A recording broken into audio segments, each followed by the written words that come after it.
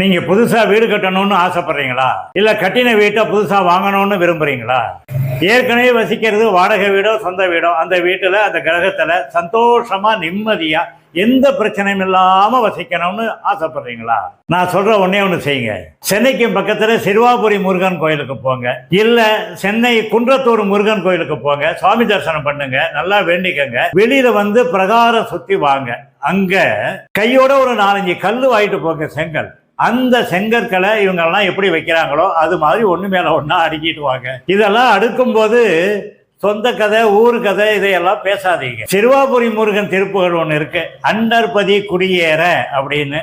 அந்த திருப்புகளை நான் லிங்க்ல கொடுக்குறேன், படிங்க, மனப்பாடம் பண்ணுங்க. அந்த திருப்புகளை திரும்ப திரும்ப திரும்ப சொல்லிக்கிட்டே ஆழ்ந்த உணர்வோடு பக்தியோடு இந்த கற்களை அடுக்கி நான் நல்ல விதமாக வீடு வாங்கணும், வீடு கட்டணும், அல்லது நல்ல விதமாக வசிக்கணும்னு வேண்டிக்கிட்டு 3 முறை சுற்றி வலம் வந்து முருகனுக்கு ஒரு நமஸ்காரம் பண்ணிட்டு குடும்பத்தோடு இந்த சடங்கு செஞ்சுட்டு வீட்டுக்கு போங்க.